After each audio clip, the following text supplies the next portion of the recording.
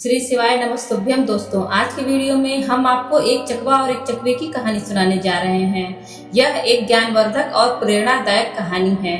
एक चकवा और एक चकवे की कहानी है। प्राचीन समय की बात है। एक गांव के बाहर भगवान शिव का मंदिर था। उसके सामने ही एक बरगद का विशाल पेड़ था। उस पेड़ पर एक चकवा और एक चकवी रहते थे। वे दोनों रोजाना भगवान शिव की पूजा पाठ करते थे और उनकी भक्ति में लीन रहते थे। एक दिन चकवी ने चकवा से पूछा, हे स्वामी, मेरे मन में कई दिनों से 3 प्रश्न उठ रहे हैं। आज मैं तुमसे इन 3 प्रश्नों के उत्तर जानना चाहती हूँ। मेरा पहला प्रश्न है, इस संसार में सबसे बड़ी शक्ति कौन सी है जो मृत्यु को भी हरा देती है? मेरा दूसरा प्रश्न है, सबसे बड़ा दान क्या है? और मेरा तीसरा प्रश्न है, सबसे बड़ा धर्म क्या है? फिर चकवे की बात सुनकर चकवा कहने लगा, हे प्रिय, मैं तुम्हें मेरी प्रत्यक्ष देखी हुई एक घटना सुनाता हूँ। उस घटना को सुनने के बाद तुम्हें तुम्हारे तीनों प्रश्नों के जवाब मिल जाएंगे। एक कृष्णापुर नाम का शहर था। उस शहर में एक ठाकुर रहता था जो एक सावंत के उच्च पद पर नियुक्त था। उस ठाकुर का एक लड़का था जिसका नाम धर्मवीर था। एक दिन धर्मवीर भ्रमण करने के लिए घर से घोड़ा लेकर निकला। घूमते घूमते धर्मवीर को प्यास लगने लगी।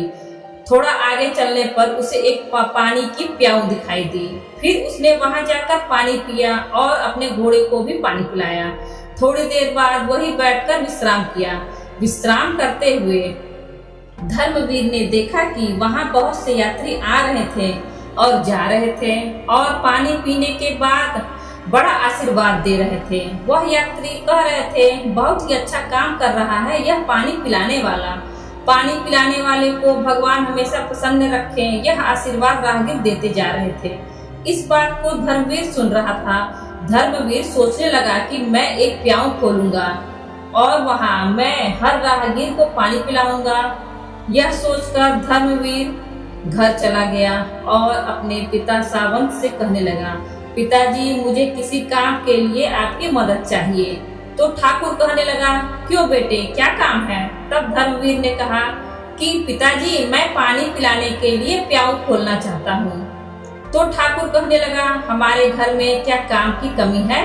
हम एक प्याऊ खुलवा देंगे और उस पर एक नौकर रख देंगे। तो धर्मवीर उस ठाकुर से कहने लगा, नहीं पिताजी, मैं अपने हाथों से पानी पिलाऊंगा। पिता पुत्र की बात मान लेता है और धर्मवीर के लिए पानी की प्याऊ की व्यवस्था करवा देता है। जब धर्मवीर एक ऐसे स्थान पर प्याऊ बना लेता है जहां 5-5 किलोमीटर दूर तक कहीं पानी की व्यवस्था नहीं थी, वहां उस रास्ते पर जितने भी राहगीर आते पानी पीकर आगे बढ़ जाते। फिर एक दिन 4 यमदूत एक मनुष्य की आत्मा को लेकर धर्मवीर के पड़ोसी गांव से जा रहे थे। फिर यमदूत ने देखा कि प्याऊ बनी हुई है, तो वह चारों अपना भेष बदलकर उस प्याऊ के पास पहुंचते हैं। वहां जाकर उन्होंने पानी पिया। पानी पीने के बाद चारों यमदूत उस आत्मा को लेकर चले जाते हैं। उसके बाद जब भी यमदूत उस क्षेत्र में आते तो उस धर्मवीर के प्याऊ पर पानी पीकर जाते। फिर एक दिन धर्मवीर ने जब उन्हें देखा तो कहने लगा, भाई, तुम 4 दिन पहले आए थे, तुम अब कहाँ जा रहे हो और तुम कौन हो? तब वह चारों कहने लगे कि हम व्यापार करते हैं और इस रास्ते से 2-4 दिन में आते जाते रहते हैं। तब धर्मवीर उनकी बातों पर विश्वास कर लेता है और फिर धर्मवीर उन चारों का हर बार की तरह स्वागत करता है, मीठा और ठंडा पानी पिलाता है। धीरे धीरे समय बीतने लगा और जब भी वह यमदूत वहां आते तो धर्मवीर उन्हें पानी पिलाता। अब चारों यमदूत धर्मवीर के मित्र बन गए। इसके बाद जब भी वह चारों यमदूत उस मार्ग से आते तो धर्मवीर की प्याऊ पर जरूर आते और वहां बैठकर उससे बातें करते और फिर चले जाते। अब धर्मवीर के विवाह का समय आया तो धर्मवीर ने अपने उन चारों मित्रों को निमंत्रण दिया। फिर वह चारों यमदूत उसके विवाह में सम्मिलित हुए। विवाह होने के बाद धर्मवीर अपनी पत्नी को अपने घर ले आया। उसके बाद कुछ समय और निकला। फिर एक दिन यमराज उन यमदूतों से कहते हैं, कल ठीक 12 बजे तुम्हें एक धर्मवीर नामक व्यक्ति को लाना है। यमराज ने उन यमदूतों को 24 घंटे पहले ही बता दिया था। अब चारों यमदूत सोचने लगे कि धर्मवीर तो हमारा मित्र है, हम कैसे उसे लाएंगे। फिर वे चारों यमदूत धर्मवीर की प्याऊ पर आते हैं। जहां धर्मवीर पानी पिला रहा था, वहां जाकर वे चारों यमदूत मनुष्य का रूप धारण करते हैं और धर्मवीर के पास आकर पानी पीते हैं। और पानी पीने के बाद वे चारों रोने लग जाते हैं। तब धर्मवीर उन्हें रोता देखकर उनसे पूछता है कि हे मित्रों, तुम क्यों रो रहे हो? तुम बताओ, मैं इस क्षेत्र में ठाकुर का पुत्र हूँ। अगर तुम्हें किसी ने सताया है तो मैं उसे दंडित जरूर करूंगा। फिर उसने कोई जवाब नहीं दिया। चारों एक दूसरे को देखने लगते हैं। उनमें से सबसे छोटा वाला यमदूत सबसे ज्यादा रो रहा था। धर्मवीर उससे कहता है, मुझे बताओ कि तुम क्यों रो रहे हो, आखिर क्या हुआ है? फिर वह छोटा वाला यमदूत कहता है, मित्र क्या बताऊं, हम चारों कोई मनुष्य नहीं हैं, हम चारों यमदूत हैं। हम जब भी इस क्षेत्र में किसी आत्मा को लेकर जाते थे तो तुम्हारी प्याऊ पर पानी पीने के लिए आ जाते थे और धीरे धीरे तुमसे हमारी मित्रता हो गई। यह सुनकर धर्मवीर भयभीत हो गया। फिर उसने छोटा यमदूत से कहने लगा, हे मित्र, आज ठीक 12 बजे तुम मृत्यु को प्राप्त हो जाओगे। हमारी मित्रता के मोह के कारण ही हमें रोना आ रहा है। यमराज ने हमें आज्ञा दी है, मैं सर्प बनकर तुम्हारे सिर पर डसूंगा और यह जो 3 मेरे बड़े भाई हैं, यह तुम्हारे प्राणों को लेकर चले जाएंगे। फिर धर्मवीर कहने लगा, मित्र, जब मेरी मृत्यु का समय आ ही चुका है तो तुम्हारे रोने से क्या लाभ? इसमें भला तुम भी क्या कर सकते हो? मैं मृत्यु से नहीं डरता, मैं तुम्हारे साथ चलने के लिए तैयार हूँ। फिर छोटा यमदूत कहता है कि हे मित्र, सबसे ज्यादा स्नेह तुमसे मैं ही करता हूँ, परंतु क्या करूँ, संयोगवश मुझे यह जिम्मेदारी मिली है कि मैं तुम्हें डसूंगा और तुम्हारी मृत्यु मेरे ही हाथों से होगी। तब धर्मवीर कहने लगा, ठीक है मित्र, कोई बात नहीं, जो यहाँ आया है उसे एक ना एक दिन तो जाना ही पड़ेगा, मृत्यु को कोई नहीं टाल सकता। फिर वह छोटा यमदूत कहता है, देखो धर्मवीर, ठीक 12 बजे से 10 मिनट पहले हम चारों यमदूत तुम्हारे घर की सीढ़ियों पर बैठ जाएंगे और 10 मिनट बाद तुम्हें ले जाएंगे। इतना कहकर वे चारों यमदूत अदृश्य हो गए और अब धर्मवीर फिर थोड़ा सा घबराया और अपने घर को चल दिया। उसने रात को वह बात अपनी पत्नी से नहीं बताई और इंतजार करने लगा कि कब 12 बजेंगे। और जब 12 बजने का समय नजदीक आया तो वह छोटा वाला यमदूत सर्प का रूप धारण कर लेता है और सीढ़ियों पर जाकर बैठ जाता है। इधर धर्मवीर मन में विचार कर रहा था कि मैं थोड़ी देर में मरने वाला हूँ और मेरी नई नवेली पत्नी है, तो क्यों न थोड़ी देर मैं अपनी पत्नी से बातें कर लेता हूँ। और यह सोचकर वह ऊपर के कमरे में जाने लगता है। अब उसे ऊपर जाने के लिए सीढ़ियों से होकर जाना था जिन पर वह सर्प बैठा हुआ था। जब धर्मवीर ने सर्प को बैठे हुए देखा तो धर्मवीर उसे पहचान गया और उससे कहने लगा, हे मित्र, तुम मुझे डस लो, मैं कहीं नहीं जा रहा हूँ। तभी सर्प कहता है, मित्र, मैं तुम्हें जरूर डसूंगा, पर जब 12 बजने में 10 मिनट शेष रहेंगे तभी मैं डसूंगा। जब सर्प और धर्मवीर आपस में बातें कर रहे थे तो धर्मवीर की पत्नी उन्हें देख रही थी और उनकी बातें सुन रही थी। धर्मवीर की पत्नी एक पतिव्रता स्त्री थी। उसका पति धर्म उजागर हो गया और वह ईश्वर से प्रार्थना करने लगी, हे ईश्वर, मेरे विवाह को अभी 10 दिन का समय भी नहीं हुआ है और यह क्या घटित होने वाला है। फिर चकवा कहता है, हे चकवी, वह एक राजपुत्र के पुत्रवधू थी। उसने 36 प्रकार के व्यंजन भोजन में बनाया और उस शहर में एक बहुत ही गरीब व्यक्ति रहता था और उस गरीब की एक लड़की थी जो 9 महीने से गर्भवती विधवा थी। वह अपने गरीब पिता के घर में रहती थी क्योंकि उसके ससुराल में उसके पति के मरने के बाद उसका कोई सहारा नहीं था। और जिस दिन धर्मवीर को वह सर्प डसने वाला था उसी दिन उस लड़की के गर्भ में एक नाजायज शिशु पैदा हुआ और वह लड़की जिसका प्रसव हुआ था उसे बहुत जोर से भूख लगने लगी। तो वह लड़की अपने माता पिता से कहने लगी, मुझे बहुत तेज भूख लग रही है, मुझे कुछ खाने को दीजिए। तो पिता कहने लगा, बेटी मेरे पास खाने के लिए कुछ नहीं है, मैं तुम्हें भला क्या दे सकता हूँ। ऐसे में वह लड़की बोली, यदि तुम मुझे खाने को नहीं दोगे तो यह जो बच्चा मेरे गर्भ से पैदा हुआ है मैं इसे खा जाऊंगी। फिर चकवा कहता है, हे चकवी, प्रसूति के समय की भूख बहुत ही तेज होती है। जब उस गरीब व्यक्ति ने यह बात लड़की के मुंह से सुनी कि मैं इस बच्चे को खा जाऊंगी, तो वह पिता कहने लगा कि बेटी तुम रुको, मैं जाता हूँ, अगर कोई कुछ दे देगा तो मैं खाने के लिए अवश्य लेकर आऊंगा। उस लड़की का पिता भिक्षा मांगते हुए चला जा रहा था। जो कोई उसे देखता तो दरवाजा बंद कर लेता।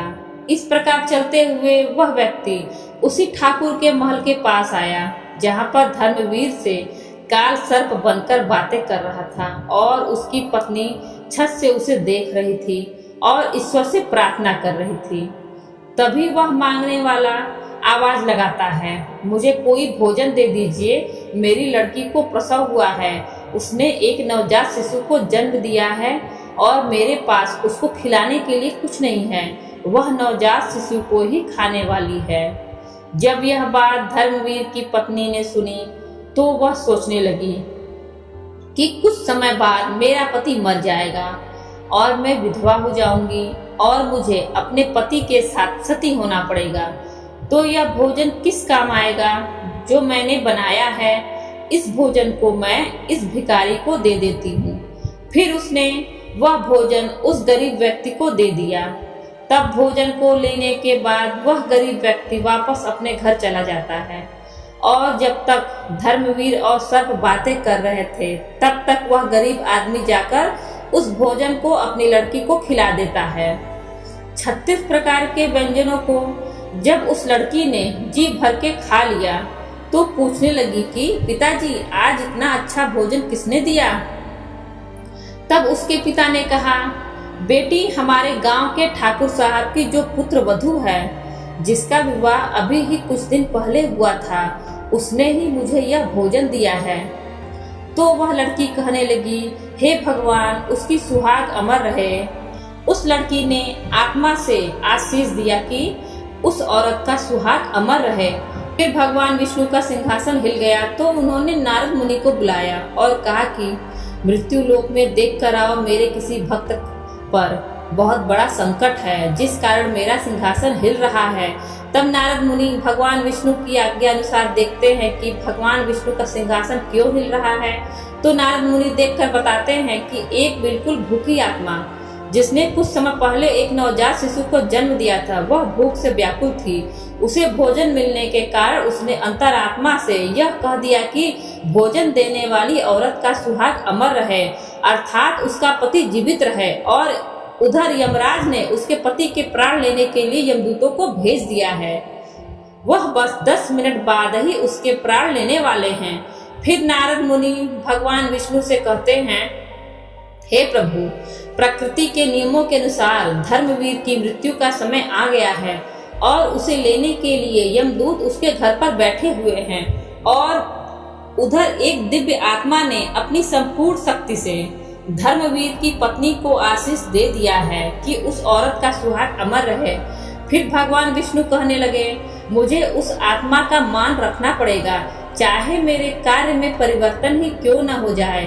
भगवान विष्णु अपने भक्त की रक्षा करने के लिए उस प्रसव वाली लड़की की आत्मा के वचन को उस धर्मवीर पर कवच बनाकर डाल देते हैं। तब तक घड़ी में 12 बजने में 10 मिनट बाकी थे। तब धर्मवीर उस यमदूत से कहने लगा, हे मित्र, अब तुम मुझे डस लो और मैं तुम्हारे साथ चलने के लिए तैयार हूँ। फिर उस सर्प ने धर्मवीर को डस लिया और सर्प सोचने लगा कि 10 मिनट में धर्मवीर मर जाएगा, लेकिन 10 मिनट बाद भी उस धर्मवीर को कुछ नहीं हुआ। फिर सर्प कहने लगा, हे मित्र, तुम्हें कुछ हो रहा है क्या। धर्मवीर कहने लगा, हे मित्र, मुझे कुछ नहीं हुआ है। फिर सर्प ने उसके ऊपर तीव्र विष डाला, परंतु उस धर्मवीर की रक्षा स्वयं भगवान विष्णु कर रहे थे, जिस कारण से सर्प के विष का असर धर्मवीर पर नहीं हुआ। फिर धर्मवीर सर्प से कहने लगा, हे मित्र, तुम मुझे पूरी ताकत से डसो। फिर तीसरी बार उस सर्प ने पूरी शक्ति से धर्मवीर को डसा, परंतु धर्मवीर का बाल भी बांका नहीं हुआ। फिर धर्मवीर को जीवित देखकर चारों यमदूत हक्के बक्के रह गए और कहने लगे, हमें इसके लिए यमराज के पास जाना पड़ेगा। फिर वह चारों यमराज के पास पहुंच गए और यमराज से कहने लगे, हे यमराज, हमने बहुत प्रयास किया, परंतु उस धर्मवीर नामक व्यक्ति पर जहर का असर नहीं हुआ। फिर यमराज ने अपने दिव्य दृष्टि से देखा, उस धर्मवीर के शरीर से 3 जगह से रक्त बह रहा है, लेकिन धर्मवीर को कुछ नहीं हुआ। तभी यमराज भगवान विष्णु के पास पहुंच जाते हैं और कहते हैं, प्रभु, मैं अपने पद से इस्तीफा देना चाहता हूँ। भगवान विष्णु कहने लगे, क्यों, क्या हुआ? तब यमराज कहने लगा कि प्रभु, प्रकृति के नियम में परिवर्तन हो गया। जिस व्यक्ति की मृत्यु का समय आया था, वह व्यक्ति 3 बार प्रहार करने से भी नहीं मर रहा है। इसका क्या कारण है? तब भगवान विष्णु समझाते हैं, हे यमराज, यह आत्मा की शक्ति है। फिर यमराज कहते हैं, प्रभु, यह आत्मा की शक्ति क्या होती है? तब भगवान विष्णु कहते हैं, यदि कोई व्यक्ति अपनी अंतरात्मा से किसी दूसरे व्यक्ति को आशीष या श्राप देता है, तो उसको झूठा करने की शक्ति मेरे अंदर भी नहीं होती है, चाहे फिर मुझे उसके लिए प्रकृति के नियमों में ही परिवर्तन क्यों न करना पड़े। फिर भगवान विष्णु कहते हैं, हे यमराज, जरा ध्यान से देखिए, एक ऐसी गरीब औरत जिसका पति उसे 2 महीने पहले ही छोड़कर मर गया हो, जो अपने पिता के पास रह रही हो और पिता के पास भी खाने को कुछ नहीं मिले, और जिसने कुछ समय पहले ही एक शिशु को जन्म दिया था, उसे भोजन नहीं मिल रहा था, उसकी आत्मा भोजन के लिए तड़प रही थी। वह अपने नवजात बच्चे को खाने को भी तैयार थी और उसको भोजन उपलब्ध कराया उस धर्मवीर की पत्नी ने, और उस औरत ने उसे ऐसा आशीष दिया कि उसका सुहाग अमर हो जाए। मुझ में एकाग्र होकर जो व्यक्ति आशीष या श्राप देता है, मैं उसके वचन को कभी झूठा नहीं होने देता हूँ। हे यमराज, इसलिए तुम्हें धर्मवीर की आयु 100 वर्ष और बढ़ानी होगी। फिर यमराज धर्मवीर की आयु को 100 वर्ष बढ़ा देते हैं। फिर चकवा कहता है, हे चकवी, तुम्हारा पहला प्रश्न था कि संसार में सबसे बड़ी शक्ति कौन सी है जो मृत्यु को भी हरा देती है। तो समझ लो, सबसे बड़ी शक्ति होती है आत्मा की शक्ति। यदि कोई व्यक्ति आत्मा से आशीर्वाद दे या श्राप दे, तो उसे ईश्वर भी टाल नहीं सकता। तुम्हारा दूसरा प्रश्न था कि सबसे बड़ा दान क्या है, तो समझ लो, हमें अन्न का दान करना चाहिए। अन्न का दान सबसे बड़ा दान माना जाता है। भूखे को भोजन कराना सबसे बड़ा दान होता है। तुम्हारा तीसरा प्रश्न था कि सबसे बड़ा धर्म क्या है, तो समझ लो, जहाँ आवश्यकता हो उस स्थान पर दिया गया दान सबसे बड़ा धर्म होता है। उससे बड़ा कोई धर्म नहीं होता। जहाँ आवश्यकता है वहाँ आप दान दीजिए, उस समय उससे बड़ा कोई धर्म नहीं होता है। जहाँ पर आवश्यकता नहीं है उस समय आप दान कर रहे हो, तो वह दान बड़ा नहीं होगा और फलीभूत नहीं होता, और बिना आवश्यकता के आपका हजारों रुपयों का दान भी बेकार चला जाएगा। दोस्तों, वीडियो अच्छी लगी हो तो वीडियो को लाइक करें और शेयर करें। ऐसे ही वीडियो देखने के लिए हमारे चैनल हिंदी कहानी नई पुरानी को सब्सक्राइब जरूर करें। धन्यवाद।